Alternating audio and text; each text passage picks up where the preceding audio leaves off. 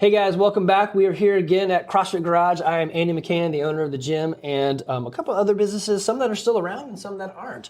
I am sitting down here with Bre Shepherd. She's been a member with us for almost a year, and we are going to talk about building a firm foundation in fitness, food, and finances, because that's what we do. So today is her journey and a little background on her. So it's a meet the member, and we get to hear a lot about maybe basketball. Yes. Yeah? Yeah. Okay, so first, you have the shirt on, so tell me about the shirt. So she's wearing a basketball shirt, and so tell us how basketball is big in your life and what are you doing? Okay, so I'm not from Georgia, so I didn't play basketball in Georgia. Okay. I'm from Alabama. Oh, okay. I started basketball in the 5th grade. Okay. And I played up until my 12th grade year. Wow. Everybody asked me, so what was your position? Shooting guard. Okay, yeah. I did not like playing point guard. Yeah. Hated it. That's so much pressure. It is a ton of pressure. On one person. So shooting guard. Yeah. Left-hander. Ooh. I had a nice shot. I had, keyword, had. I don't know what it is now. So my oldest daughter, Olivia, played some basketball. She played a little bit in high school, and so we went to some high school tournaments around here. And there was a tournament at Sequoia High School, which is just up the street, and our school was outclassed, so we should not have been in the tournament, but we're watching the games beforehand. I don't know what position this was, maybe shooting guard, I don't know, but there was a girl that would go to the baseline outside the three-point and literally just sit there with her hands out waiting for the pass. Yeah. And she just stayed there. I don't even know, like in retrospect, she probably did actually like play the game, Right. but in my mind, I've sensationalized it. She just stood there with her hands out the whole time. I know that's probably not what she did, but she made, I mean, they would steal the ball at our basket, chunk it down, and she would, no layup. She would just take a 3-point, like. Sounds like a shooting guard to And me. she made like 99% of them. I'm like, that's insane. And of course, at 3 points a shot, scores racking up. I'm like, this is fascinating. It is. So is that something you did? Yes, that will actually be like a play that we will have to do where I would shoot down. Yes. And then I will have to do the same thing she would do. Again, this is years ago, but it seemed like for me, she wasn't even guarding. So it was like 4 versus 5. And if they got the ball, they just chunked it. But you actually played defense. I did. Yeah, okay. I was really good at defense too. Yeah. So. Well, I didn't play much basketball. I'm vertically challenged, so I didn't realize as a kid that mattered, but obviously being taller helps. But It does. what I could do was I could steal the ball because I'm lower to the ground. I'm like, oh, well, I have one thing I can do. To me, height does not matter. I hate when people say that. I just it's like your height doesn't matter. If you've got skill, you can make it work. Now, it is super helpful, but if you can shoot. So what were your percentages shooting-wise? You pretty high up there? Or? I feel like it was pretty high up there. Do not get me to go to the free throw. Oh, yeah. Every time made my shot. Yeah. Yes. So they said, man, it was a long time ago. I listened to a podcast or maybe read it in a book, but doing the granny shot, right? You know what I'm talking about? Where you kind of between your legs and throw it up? Yeah. It's something like 90% effective. Whereas a free throw, I'm going to make these stats, I don't know what it is, but let's say it's 60% effective, right? A normal style free throw. And they said if like the pro players would change the way they did free throws, it would cover the spread on a normal loss.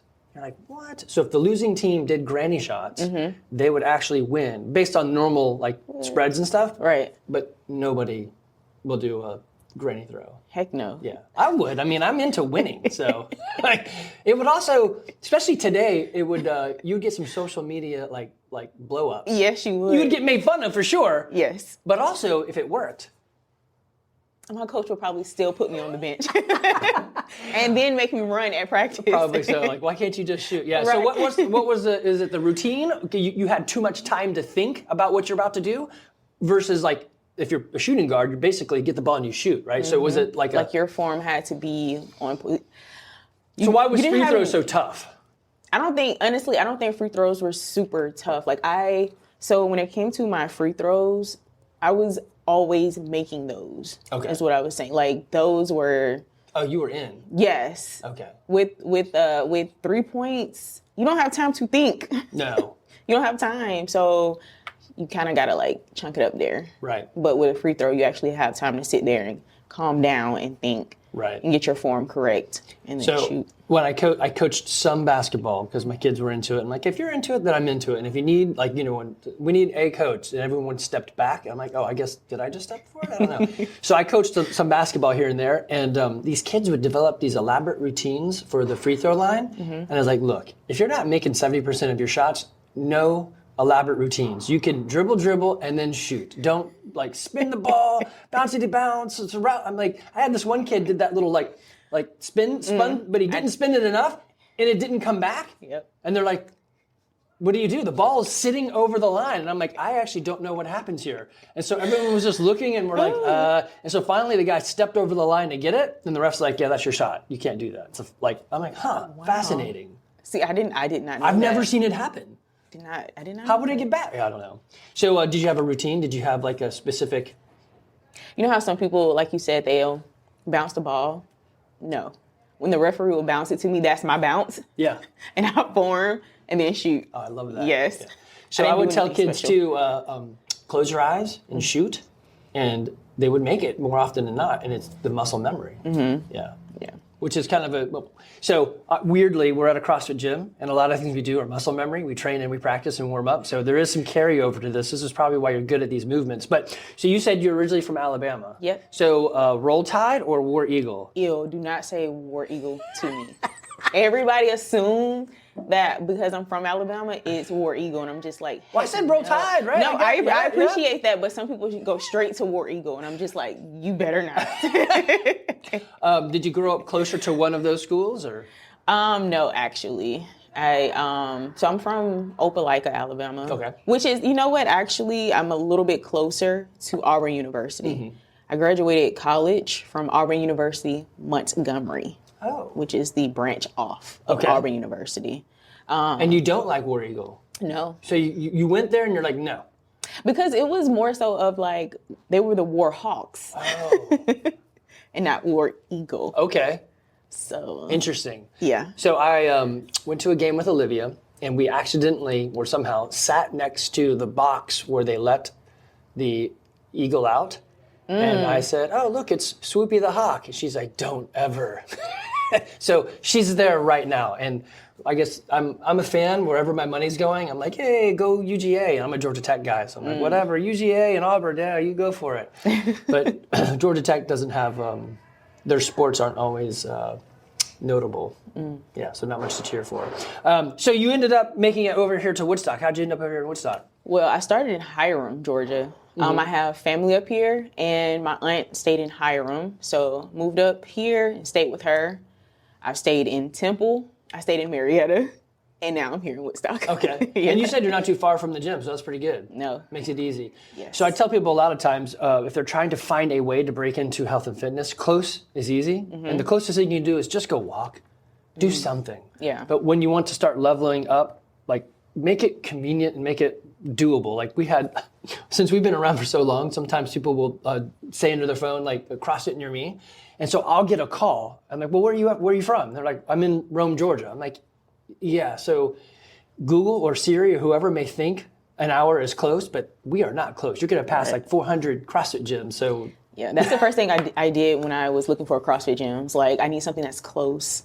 So you guys popped up. So I was like, okay. Well, I'll give it a shot. Yeah. Was there, so this will be a question later on, so we'll go into it right now. So when you're Googling it, so one, why did you decide CrossFit? And then two, let's do that first. Okay. Why CrossFit? So you're into basketball, you're athletic, you're in great shape, and you're like, hey, I'm going to do this crazy thing called CrossFit, which is like a cult where they have words and secret meetings and dress codes. No, we don't have any of that. But so during basketball, back in grade school when I was doing basketball, from the 7th grade up until the 12th grade, I had to lift weights.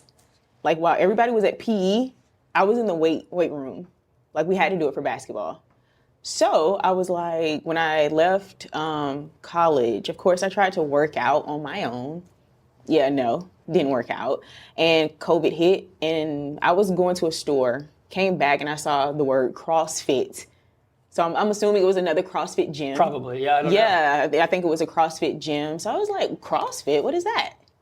So I Googled it. Oh, interesting. So you'd never even heard of it before? Even athletic as you are.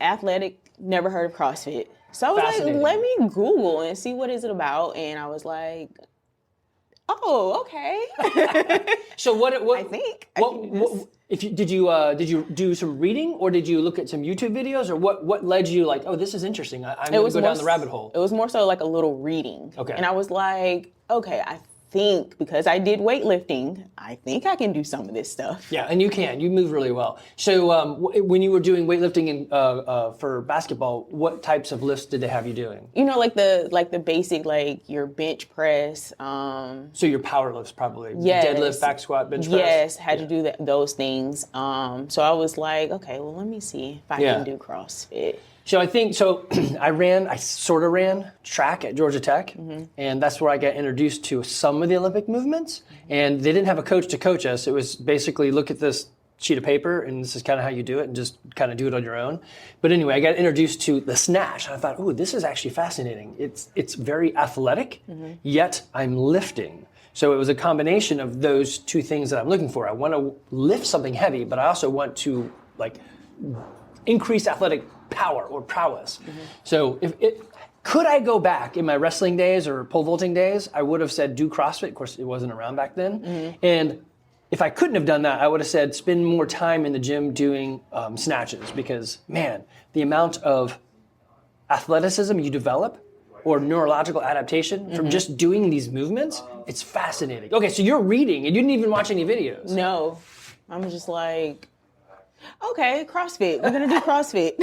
And then so you put in your phone and you Google it or something. Yes, I knew I wanted to get back in shape because I loved how quick I was back in the day and how I looked back in the day. So I was like, okay, Bre, let's work out. Yeah. But it wasn't until last year I actually got into CrossFit. So I found out about CrossFit in 2020 when pandemic hit, and then 2 years later, that's when I was like, okay.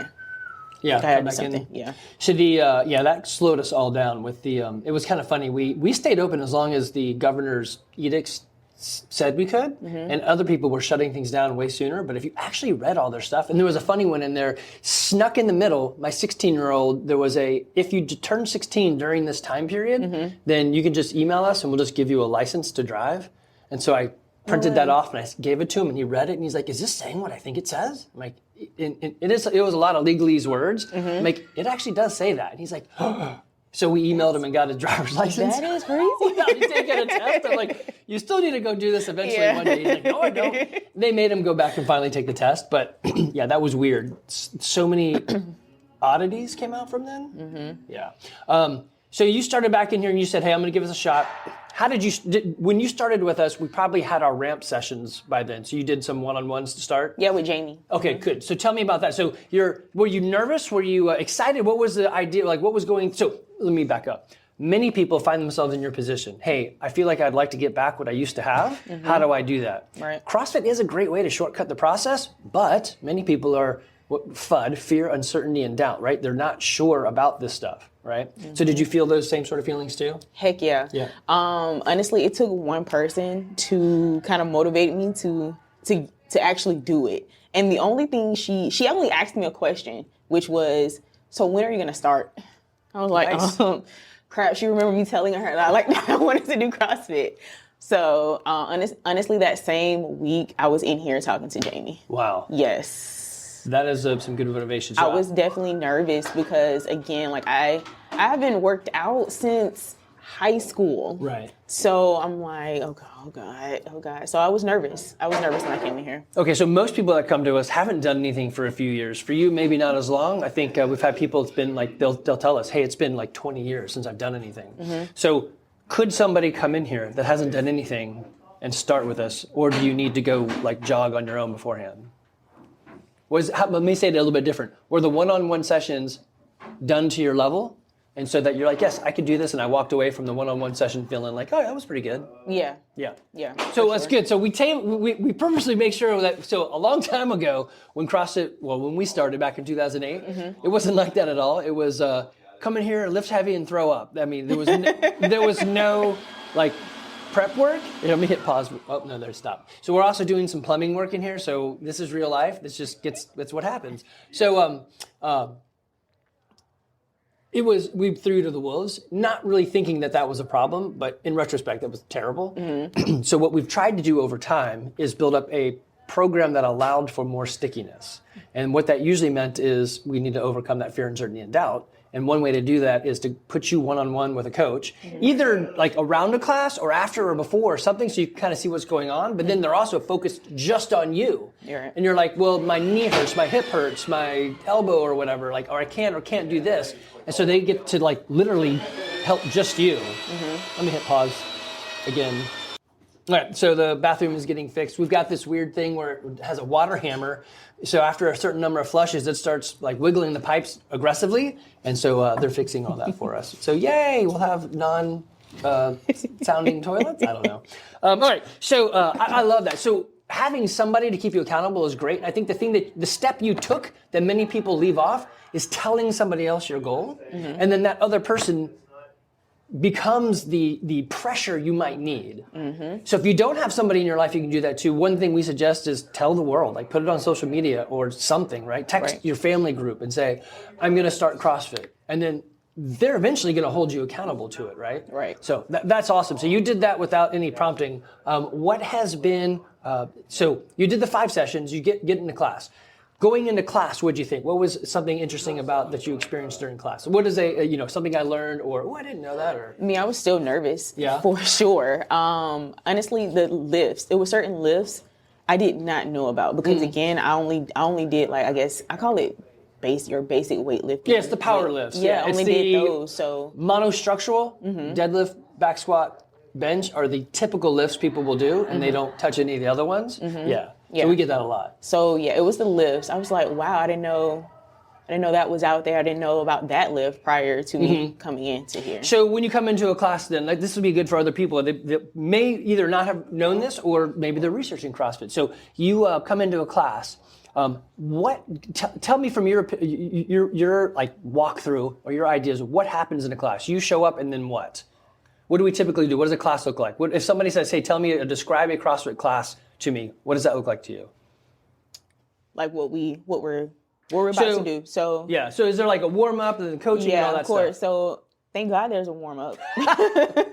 Yes. I'm so glad that we do warm up because I need it. When we stretch, I do be needing to stretch before we get into whatever we're about to get into. So yes, of course we come in and we stretch for a good like 10, 15 minutes, which is great. And then I love how we will go to the monitor and you guys like let us know like, hey, we're going to be doing this, but we also have this. Like I love the alternatives because not everybody can RX. Right. And I am one of them. Yeah. Cannot RX everything. So I'm glad So what is that RX? What does that mean? to me, it's like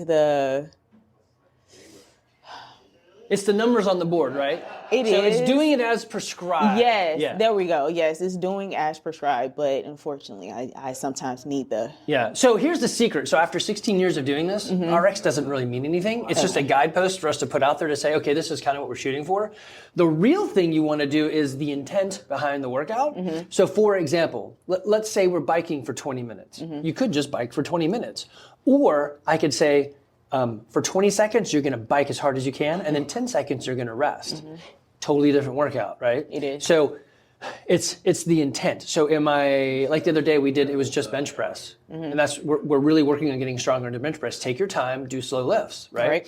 And then had we put it in a workout, then we probably would say something like, hey, you're going to bench press fast, and we want you to be able to do 15 without stopping, which means it's probably for me just the bar. Because I can't do 15, whatever it is, right? Right. So the real magic is the intent. We want you to get in about 15 minutes, 4 rounds. So let's adjust the distances and the weights to make it make sense. Because like the other day it was or today it's a heavy deadlift. Yes. 225 pounds, I think, for the guys, which is not something I typically want to do anymore. After I chased a 400-pound deadlift and messed up my back. So the only time I've ever gotten hurt in CrossFit is when I did my own thing and didn't listen to the people around me. So basically, I said, hold my beer, and I just did stupid. I'm a small guy. I should not really be chasing a 400-pound deadlift. whatever. So I'm super cautious about that now, and no big deal. I just have to be patient and think about my lifts. So today, whatever the weight is, ask what is the intent? How fast should I be doing it? And should I be doing it unbroken or should I have multiple sets? And then the coach will probably let you know and give you a better idea on what weight should you do. Oh, yeah. Yeah. So, okay, so that's good. So basically, so there's a warm up. Then they go to the whiteboard or the computer monitor and we describe the workout. You said alternatives. I like that. We'll call them scales and modifications or the alternative thing you can do. Right. So if your shoulder hurts, instead of a bar, you could maybe use a dumbbell or whatever. Yep. And then what happens? Then after that, we'll break and we'll go to our stations and then we'll warm up with, if there's a lift, we'll warm that up. Yep. And then how does it all start? 10, 9. That's exactly it. So that's what we're really known for is the 3, 2, 1, yes. go. Yeah. And then the music goes up. Yes. You guys asked, are you ready? And in my mind, I'm like, not really, but let's go. So it's funny how people will zone out. So as a coach, I've now started asking people like thumbs up if you're ready, because I'll ask them like, I will look directly at them. Are you ready? And they're just blank stares. So I'm like, nod? So that's what normally I'm like, thumbs up, just leave it up, and I'll scan the crowd to make sure everybody, right? And then usually someone's like, I have to pee right now. You're like, man, Yep. right now? That happens. Right? Yeah, all the time. Yep, No. all the time. Yeah, yeah. And now we have quiet toilets, so it'll be totally good. So then the workout happens, people finish, and typically what's going to go on after you're done working out? Well, after I sit and catch my breath, and this is funny, but I actually laugh after. Oh, yeah? Yes, because I laugh because I'm like, oh my gosh, I just did this. We had to do this, and I just did that. And people do this all the time, Right? More than I do. So I laugh at the end. Yeah. I know that sounds so weird. No, but well, it's like many people say, and there is a endorphin release when you do working out, especially with some intensity. But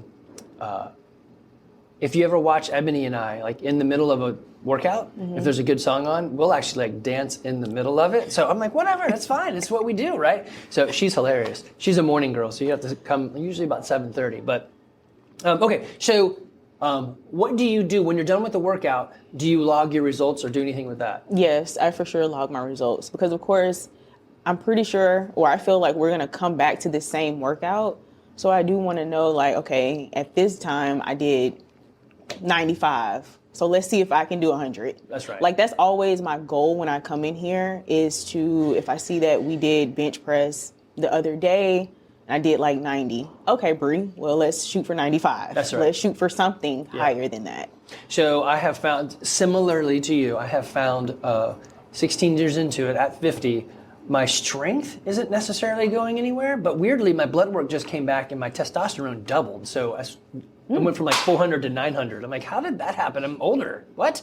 But I don't normally lift any of those power lifts any heavier, but on the skilled lifts like clean and jerk or snatch, I can usually eke out a little bit extra weight. And so we have those little tiny change plates. I saw those. I did that one time because I heard you talking about it. So I was like, okay, well, let me add this little plate. Right. So instead of hitting 90 and you're like, well, I did my PR, you're like 91. I just beat it. And then if I feel good, maybe I'll do some more. Yeah. But yeah, so I love those change plates to get a little bit up. So here's another trick. So we'll, did you do the open with us back in February? Did you, okay. I'm nervous about doing those. Yeah. We'll all do the workouts anyway. So it's kind of fun to have yourself pegged nationally with everyone. Like, oh, this is kind of where I fall. That's kind of nice. And the next year kind of look at it again. But so this is a hack for all you CrossFitters out there. If you buy some change plates and they're like, hey, they'll do something like, hey, there's 15 minutes of this work, and then we want you to establish a 1 rep max thruster or something. Almost everyone's weights are going to be ending in 0s or 5s, right? Because it's always in multiples. That's just how the plates go on. They're all built by 0s and 5s, right? Right. So if you put those change plates on, you're either at 1 pound or like 6 pounds, right? So you're one-offs. So the 10,000 people that lift, I don't know, 130, you lift 131, and you're ahead of all those people. Yeah. So it's a nice little hack on the system. But yeah, so, okay. So do you play any basketball right now? So you got this new health and fitness. You can do more. I do not play basketball. I can't tell you the last time I picked up a basketball. So do you know Amanda? She usually comes the 9:30 a.m. class. Have you met Amanda? Amanda, I'm going to mess up her last name. Starts with an O. She is basketball as well. I think She just jammed her 2 fingers, her pinky and her. So I think she did a podcast with you. She did, yeah, right? Okay, yeah. I saw that. I was like, okay, somebody plays basketball here. Oh yeah, So, and she's like loving it. She's like, I can crush the court, and so does CJ. So he usually comes at 4:00 as well. Wait, 4, 5, 1. He's an afternoon guy, but he plays a lot of basketball. I don't know if it's co-ed though. I'm sure it is. Usually, as we get older, it's like whatever. Just can't get enough people. So right. Put everybody together. Right. No, that's cool. But no, I have not played basketball since high school. Yeah, it is fun to do this CrossFit stuff, and then go back to a sport or a thing and be like, I'm actually like pretty okay after not really playing at all, right? So my buddy Glenn, he called me up one day. He's like, hey, do you want to go hike Blood Mountain tomorrow? I'm like, tomorrow? Like tomorrow? Like no prep, just tomorrow? He's like, yeah. I'm like, sure, let's do it. I'll hold my beer, let's go. So we walk up Blood Mountain, and it's like an hour and a half up, and no problem. CrossFit, yay. Constantly very functional movements executed high intensity. We can do random stuff, right? Right. And he did pretty good as well, but he does a lot of the normal walking, jogging, whatever. But it's just neat to be able to use that sort of fitness just in normal day activities, or picking up kids or whatever. I do feel like because I do CrossFit, I had a friend who say like if I'm opening up a jar, she'll throw it in there like, see, you're getting strong, and I'm just like, stop, don't say that. You're doing CrossFit, so you're getting stronger. Yeah. Like, can you not do that? So it is true. If you, the other day I threw it on a podcast. I don't think any of them have aired yet, but I was messing around saying, look, if you just showed up and listened to the coach and did this for a year, there's no way that you wouldn't be fitter and stronger than you were a year ago, right? It's just going to happen because of what we do. Right. So I was like, if you come to us for a year and you are not fitter or stronger, I'll give you your money back. Then I said, no, you know what? I'll double your money and give it back, because I can't lose. If you literally came every day, or not every day, like 4 times a week or whatever, we would kill it. Yeah. Yeah, there would be no stopping you. Hold on 1 second. Technology, I love it. So we can pause this podcast and pay the plumber and whatever. So anyway, yeah, so like you're saying, or your friend's saying, and it's true, you will become stronger. Even if you come in and do the bare minimum, you are, so people, I'm going to do an entire podcast on this subject. CrossFit is going to hurt me. No, CrossFit can't hurt you. CrossFit is constantly very functional movements executed at high intensity. High intensity is varied based on where you are. So it may be like, I'm really slow today, but for you, that's intense, right? That's what you can give. That's okay. And so the methodology can't hurt anybody. What hurts people is us being stupid, like, hey, I'm going to do a 400-pound deadlift. Should I be doing that? Probably not. Right? So I typically will not do 1 rep maxes anymore, because it doesn't build you as much as doing more time under tension. But as you get to the extremes of a movement, there is failure. And sometimes failure can be catastrophic, right? Now, back squat, you can just dump it off your back, no problem. Or like we tell people, if you're in a workout and you want to go like crazy hard, eventually you're going to get to the nasty room. Don't go in the nasty room. The nasty room is where you like go so hard, you deplete all your glycogen and stores, and you're like on the floor and you like want to crawl up in a ball. There's no reason to go that fast. None of us are like really running from Godzilla or whatever, right? So you don't have to do those things. So basically, if you let go of your ego, this stuff, it can only make you better. So have you attempted or tried to do anything on the nutrition side with us? No, not yet. Okay. I really need to, though. It's yeah. The statement of CrossFit is pretty of CrossFit's methodology for nutrition is pretty easy. Eat meats and vegetables. And wait, I'm gonna blow it. It's meats and no, it's on my wall over there, and all of a sudden I cannot remember it. But it's basically don't eat sugar, eat a lot of meat, eat raw food. And there's like, even on that, there's nothing. Can it hurt you? No, you're going to eat smarter, real food. So what's something that you think you would like to address nutrition-wise? I'm trying. That sugar is taking me out. Yeah. Yes, I am. I'm not. See, this is my thought behind it. So I stopped drinking alcohol back in like May or June. So I haven't touched any alcohol since then. Good for you. But it seems as though that sugar level, because I stopped alcohol, my sugar level is crazy. Like I'm I'm eating cake. I'm not a cake person, but I'm out here eating cake. Yeah. So we look for one habit to replace another habit. And so not that you not like one easy way to stop eating so much is take up cigarettes, which is not right. Like, who's going to do that? Right. I'm not saying do that, but people replace habits for habits. Yes. And so it is a thing. You need to find those replacements that make sense to you. So I did a podcast a while ago about not eating sugar. So it's been about 11 years for me. No sugar, no sweetener, no nothing. Gosh. Which is weird because when I went to the doctor to do the blood draw, they said, hey, your testosterone has doubled, but you have a high blood glucose level. I'm like, okay, I literally am not a doctor, but I don't eat sugar or sweetener or anything. So why would my blood be high in glucose if I don't eat any of it? So I don't know. I just went back and I gave more blood today so they can actually do a test. But it is fascinating. So if I remember, I'll re-listen to this. Andy, send Bre the No Sugar podcast. But the thing that I have found on that was experimenting with different tastes. So like mustard over ketchup, right? Maybe garlic over ice cream. That's not a great one. But, you know, just like give your mouth something else. Or like I'll do a dill pickle. When I'm like, I wanted something sweet, I would go for a pickle. And that vinegar and dill would like change my tongue's desire. Yeah. And so eventually it just kind of goes away.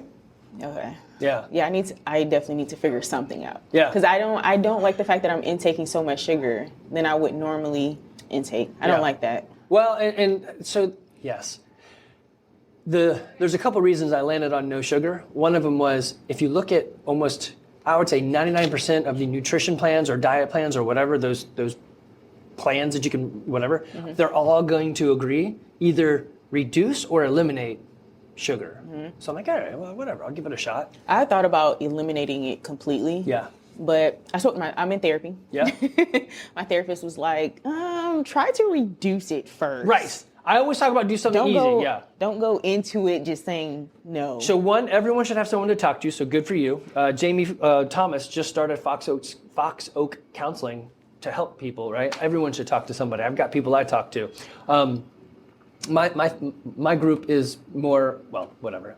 Yes, everyone should have somebody to talk to because if you're just talking to your family members, they don't care. No, they don't. Pay somebody to listen because you know what? They want your money and they want to help. Yes, I told my sister, I was like, I'm going to stop sugar. Of course, she had a joke.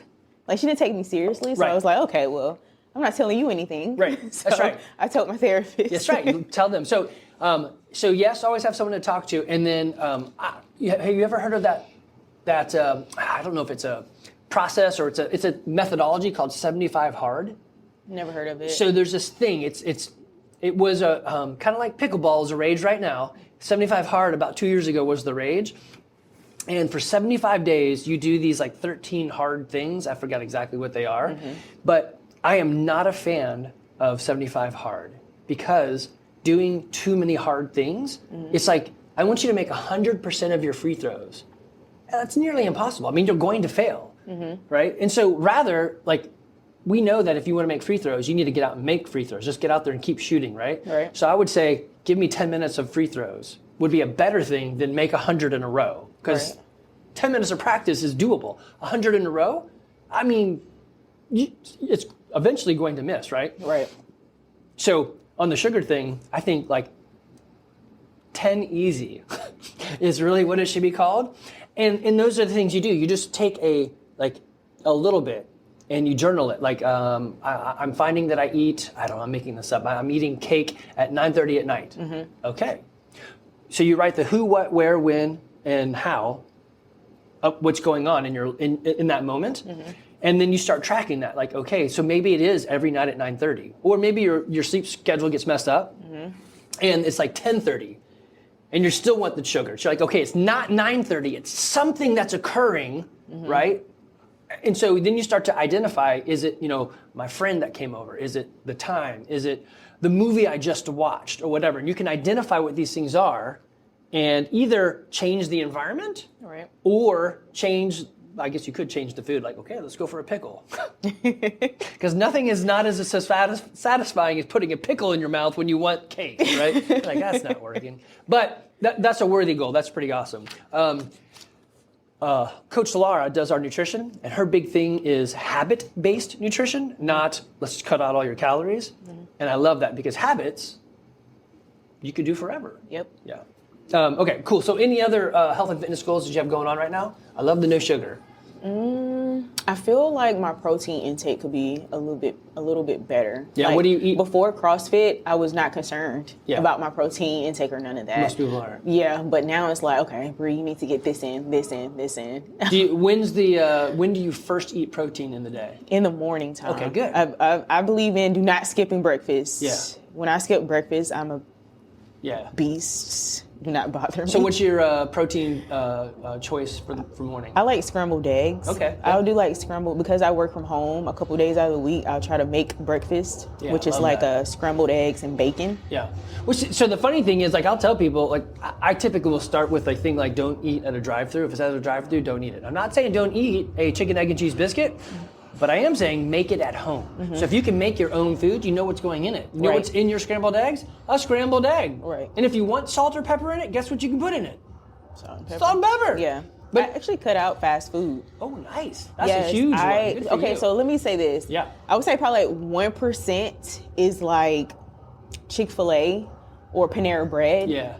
And then the rest, like that 99% is like at home or if I'm going into a restaurant where I'm sitting down and eating. But I cut out fast food as well. That'll help you a whole lot if you know the source of your food, if you're making your food. So I got two things for you. One, I think it's in February, we're gonna do a challenge for 2 weeks, maybe it's January, 50 grams of protein before lunch. So it's just gonna be fun. Like, hey, anybody that wants to participate, we'll just, like, I don't know, take a picture of the protein you're eating in the morning and post it. Something, I don't know. Yeah. And just to kind of get us all thinking about, we should probably all be eating more protein. It's more nutrient dense. It helps your muscle growth. It's not sugar, right? Right. It's satiating, so it doesn't want to eat it as long. Right. So anyway, we'll have that. And then I think if you've never done it, it's super helpful is to journal your food. So just like get one of those apps and just log what you're eating. And it's fascinating to see what you're actually eating versus what you think you're eating. Right. But fast food would be a tough one. If you can get fast food out of your life, I mean, that's a huge thing. Yeah. What about drinking sugar? Do you drink sodas? No. Yeah, well, that's good. So I that's replaced. huge. Yeah, I replaced. I used to. I used to drink ginger ale. Yeah. But then I spoke to Jamie, and she was like, "Try the ginger ale, no sugar or zero sugar." So I was like, "Okay, cool." It was nothing wrong with it, but I was like, I want to cut sodas out completely. So I actually stopped the ginger ale. So now it's like either water, protein shake, or sparkling water, because I feel like that's messing with my mind, thinking I'm having a soda, but I'm really not. So this is the journaling part, right? So you're learning from yourself. Like I don't have it on me, but I will buy a bottle of water, and it feels like a treat. I don't have to have the treat. I just have to feel like I've had the treat. So if the suds give you the response you need, now you know, look, it doesn't have to be soda carbonated. It just has to be carbonated. I could do water.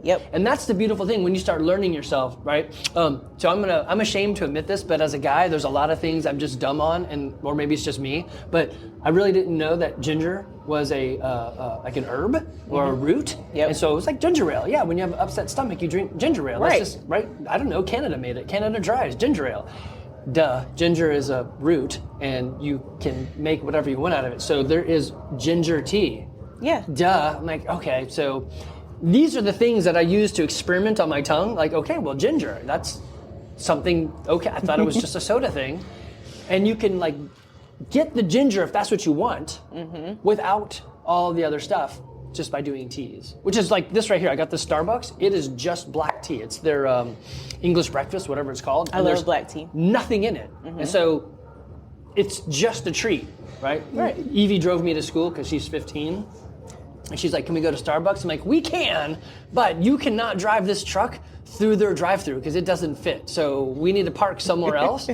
So we parked and got her coffee. She had her drink was like 700 calories. And then my tea was like 2. Like, do you just realize this? At 15, maybe it's okay, but don't drink these drinks. Right. Eventually, you need to stop. Okay. So let's get off this. Actually, I think just from the stuff you said, you're doing really, really well. We will do our goal review, and we'll get your goals, put them in a Google Doc, and we can eke them out, or make how do I do this? What's the next step? Yeah. We'll do all that together. But just from listening to you on this, you're on the right track. I wish people would do what you're doing. And I'm going to say at a young age, I know you're not 18 or anything, but I'm 50, you are not. And you are doing things I wish I would have done for my health. I was a traveling salesman. I was gone 4 days a week, and my family didn't really know who I was. My wife actually said one time, I need you to go back out of town because you're messing up my routine. I'm like, okay. Did we just say that? Because and it was me, it's not her. Yeah. I was the one screwing everything up. I'm like, okay, I need to find something different. But I went from Wendy's to I'm gonna eat healthy, Cracker Barrel. That's, maybe a tiny bit better, but not really any better, right? So you are doing things that are gonna have a huge health impact as you invest over time. It's like putting money in the bank. You'll have a compound interest on what you're doing. Okay, so here's some questions for you. So you already told us how you found us. What do you like about what you've got here at the garage? What would you tell people if they're passing by the street and they're like, hey, I'm checking out CrossFit. You said, yeah, you should come to the garage. Why? What do you like? A couple things, one thing, whatever, that you're like, oh yeah, this is good here, I enjoy this. The people. Oh, very good. For sure. You. Yeah, the people. I'm one of those. I will say you guys do motivate for sure, and the knowledge. So I would appreciate that. Yeah, it would be the people and the knowledge that you guys have. It took a long time. We changed. So on the wall we are happy, humble, helpful people. Want to be healthy and fit now, as well as more 90. So we came up with that about 5 years ago, or maybe 6 years ago, and we've been trying to drive that message home. In 2008, we were like, hey, you better lift heavy and throw up. It was so bad. I'm embarrassed about who we were back then. So thank you very much. I think it's funny the number of people who have said, yes, we're gonna get fit. But normally when I ask them this question, it's usually something to do with community and the group and healthy mindset and all this stuff. Not, oh yes, I'm getting fit, right? Yes, we are. But it's interesting, the side benefit that we didn't even consider. So when we started this gym, it was really just because we needed a place to work out. Right. And so we're doing this all in our basements. I was swinging a half-filled fertilizer bag as my kettlebell. So I had duct taped the top, and I'm sure swinging fertilizer, getting that in the air was bad for me. But we had no gear, right? Right. And so the four of us came together and we're like, let's just have a gym because then at least we can do CrossFit. It's totally selfish. I did not consider the friends that would come out of the 16 years into it, right? Right. It's fascinating. Okay, so let's see here. What was your first job? I was a cashier at Burger King. Ooh, nice. When did you learn? 2000. Oh my God, my age. No. What did you learn? What did I learn? What did you learn? Yeah. When did you come? People are so freaking rude. Yes. I think everybody that should. Sounds so bad. No, it is. People They're impatient. Rude. Yes. Oh my God, I did not like working there. So did it teach you did it harden you, or did it teach you to say, okay, I need to breathe and I need to be... Yes, it taught me to breathe and not to take things personally. Yeah. I'm still working on that. Happy, humble, helpful. I think everybody should take a stint in food services or that service industry. Yeah. I hated it. Even now, the things I was a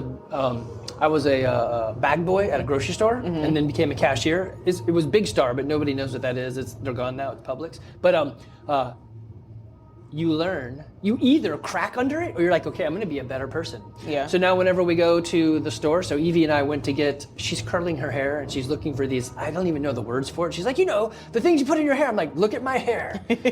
I do not curl my hair. I have no idea what you're asking for. So we're going to Target, and we go by the stall where all the carts are put away. I grab one, and I give it to her, and I grab one, and I take it. And she's like, what are we doing? I'm like, you know what we're doing. She's like, you're bringing carts in, aren't you? I'm like, yeah.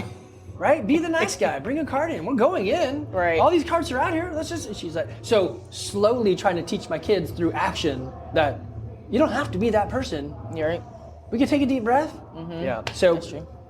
Was that down in Alabama or was that here in Alabama? Okay. Yes, I was there. I worked at Burger King for almost 5 years. Oh wow. It was a high school job. Yeah. So I played basketball during the week, And on the weekend, that was my weekend job. Dang, you were busy then. Yeah. It is tough to do all that. Yeah. What did you think about that first paycheck they gave you? Sucked. I was making $5.85. Oh, man. Yes. Yeah. Yeah. That was like gas for I was driving a Ford Explorer. Oh. Yes, that was my first car. Yeah, it was eating it up. Yes. I was like, well, I got a little money.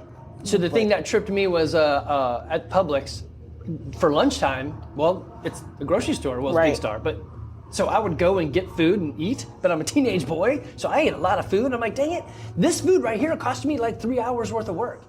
Yes. I'm like, this is stupid. It's 3 hours just to get this lunch. So I'm like trying to like, what can I eat less of to spend less money?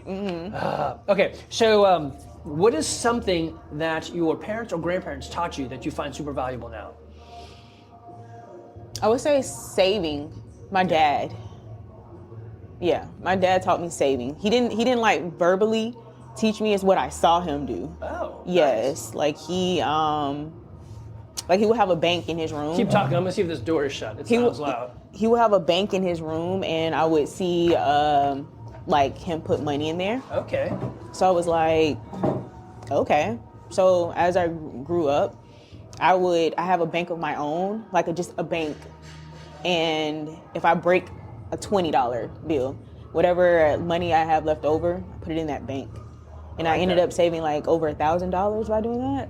Well, isn't it crazy? You're like, it's just they don't really do it anymore, but they'll have those change jars, and people will just keep dropping coins in or whatever. Yep. And it can be thousands of dollars in change, and it's just a change in your pocket. Yes. Like I did it like recently. I had like a little bank at home, and that was like $300. It was pennies, mostly pennies. It was like $300, $400. Dang. And I was like, I was sitting on this money. That's awesome. So not only are you doing the right thing for your health and fitness, but that is, so Aaron, Vincent, and a couple of the guys in here work for Vincent Financial. Mm-hmm. And they've got great ideas and investment strategies and all this stuff. But it all starts with, I need to not spend everything. Right. There's nothing to invest if you don't save something. For sure. Like that was something I realized that, I want to say I realized it recently, but being more aware of what you're spending your money on. Like I would say probably like a year or two ago, I was like, okay, if you want this, go get it. And I wasn't being like cautious or anything like that. But now it's like, do you really need that? Yeah. Like, are you gonna wear those today? Like I think like that now more. So that's a tactic they call delayed gratification. So if you want it, don't buy it. Wait a week. Do you still want it? Mm-hmm. Right? Yeah. And there's this, there was something that I listened to a while ago, and it was talking about how much more successful. They did a cookie study on kids. Said, hey, here's a cookie. If you cannot eat it for 5 minutes, I'll give you 2 cookies. And then later on, they went and looked at their high school scores, and the kids that could delay the gratification and then get 2 cookies had way better scores, GPA and stuff, in high school than the kids that just ate it right away. Oh, wow. So I'm like, that's fascinating. So can you teach that, right? And apparently you're learning it, right? Mm-hmm. Or is it something that's always been there for you that you're just finally stretching that muscle? I don't know. But I've done that cookie trick with my kids.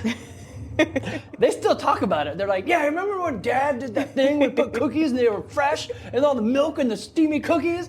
You're such a jerk. But I gave you 2. They're like, you did. But yeah, so that's delayed gratification. That is good. I think that is very wise of your dad to show you that stuff. Is there something that you've learned from CrossFit that you could give to your friends, like a piece of knowledge, insight, or wisdom? I mean, it can be easy as like, hey, I've learned that if I just show up and do, then that's going to make it happen. So like I tell people all the time, they're like, man, they'll be like, well, I can't get fit. You're fit because you own a gym. I'm like, no, man, listen, just go outside and walk to the next mailbox. If you do that and it's okay, go to the next mailbox. I mean, I take it all the way down. So I tell them it's just consistency. Just invest in yourself, right? So what would you tell any of your friends like, hey, they're asking about health and fitness. It doesn't necessarily have to be come to the gym, right? But it could be a piece of knowledge that you could give them for their own journey that you have found useful. Like your goal, I'll probably say like, what is your goal? I'll probably ask them that. And then I'll probably ask them like, okay, so in order to achieve that goal, what do you need to start doing? Like, What do you feel like you need to do? Because I asked my sister. This wasn't more so like on the fitness. Sure, it could be anything. Yeah, it was more so like on the, like she told me that she wanted to go back to school. Okay, so where do you need to start? Like, what do you need to do in order to get there? That's that. So what you're saying right there is what I do on our Google Sheets for our goal reviews. Yeah, it's not rocket science. But the weird thing is, it's hard to see it in your own life, right? To me and you, it could be obvious. Well, like with Jamie Thomas, like, well, what would be the first step? I should probably get my LLC. Like, what's stopping you? Well, I guess actually nothing. And now she has her own business. I didn't do anything. You did the right thing. You asked the question. So I found one thing for this is that when they say, I would like to be healthy and fit, why? So my sticky why is I want to be healthy and fit enough to coach my kids' in soccer. Yeah. So if I'm going to be a grandparent coaching soccer, what does that look like? So I have that picture in my head, and now I'm like, okay, I need to do this. Do I need to PR my back squat? Not for my goals, but I should probably do some back squats. Right. Yeah. Yeah. So I learned to ask why, and this is therapy. Yeah. Therapy. This sounds like you're using your consulting. We didn't even talk about that. So, I never could remember the name of it. But you're around all those consultants, and I'm sure they do this sort of thing all the time. You're picking up all these tricks and skills. That's awesome. Well, yeah, I always ask, like, even with myself, it's like, why? Like, why do you want to do that? And then I'll say the why. So I was like, okay, well, where do you need to start?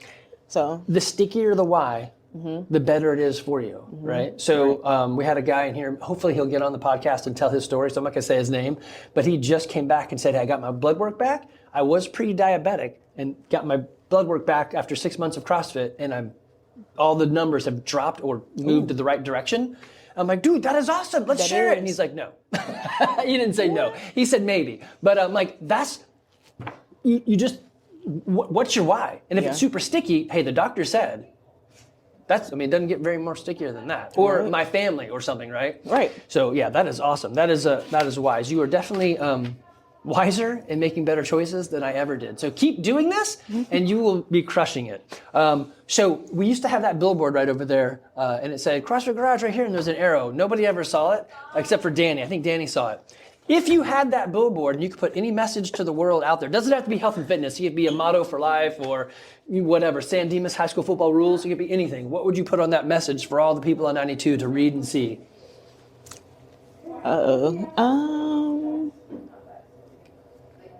I don't think I have. No? I don't think I have a message. You're going to email me later on. You're going to text me and be like, I thought of it. So no, probably, yeah, for sure. I'll probably, like, later, it'll probably hit me. Just like I'll remember the name of your company. It'll come to me. So if you do, check the show notes. If you think of one, text me and I'll put it down there in the show notes. Are there any books or podcasts that you typically read or listen to or share out? I suck at reading and listening to podcasts. Yeah. I really do. On your drive, what do? Do you listen to music? I listen to murder mysteries. Oh, so that's a podcast. Is it a podcast? They have podcasts out there.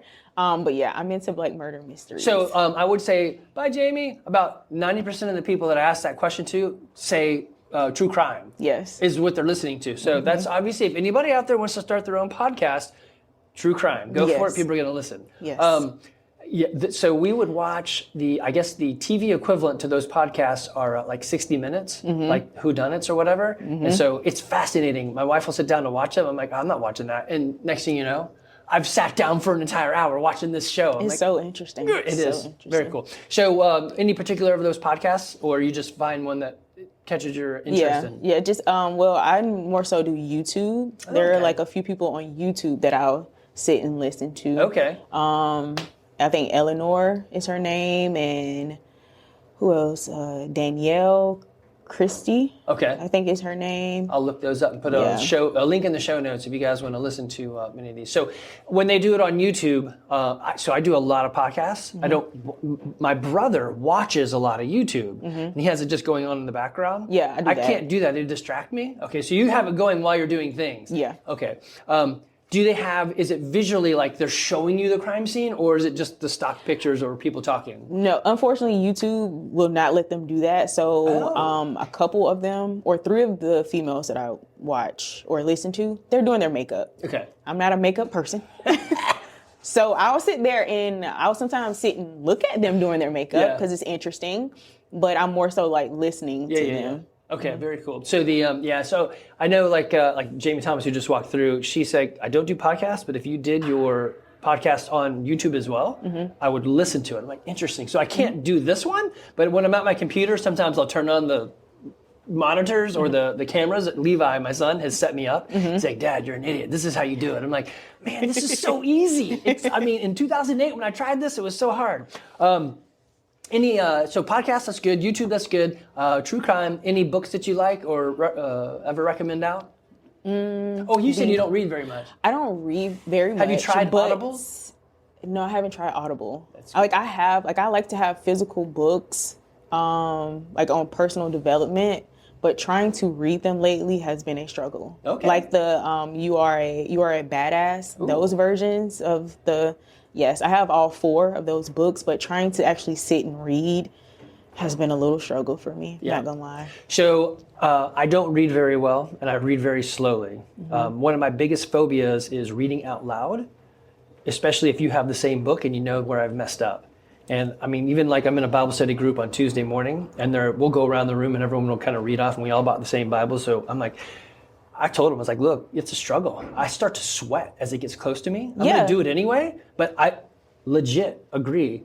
Like reading can just be like, right? So I found Audible, and you can just buy a book, put it on there, and and the readers are pretty good. Usually if it's like a story, they change their voices and stuff. I'm like, oh, this is awesome. Yeah, I definitely need to, I personally feel like I need to get into reading. Yeah. For sure. Especially for personal development. Yeah. Yes. So that's why I do the podcast. So usually people will come out with a book, and then they'll have a podcast where they talk about the book. And you're like, oh, well, I'll just listen to your podcast.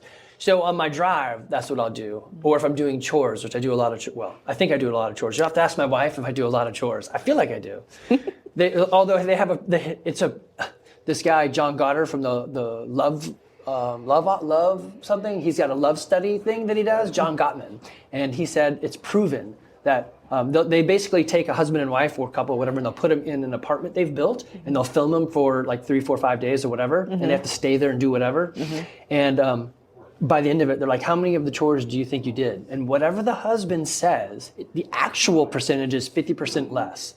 So he's like, oh, I did 90%. And they're like, that was 45. We haven't. We've measured everything on time. He's like, really? And so they have found that it's like, guys think we do way more than we actually do. And they're fixing the toilets again. So we'll end it right there. So guys, if you're here in Woodstock and you're looking for fun people that are chasing down fitness and even playing some basketball or just want to be on that track to being healthy in your 90s, we are here for you. You can find us on most of the socials. You can find us with a drill in the background. And or you can hit me on email, andy@crossfitgarage.com. Bre, it has been awesome. Thank you for being here with us. Thanks for being in class with me. And guys, we are here for you. Take care.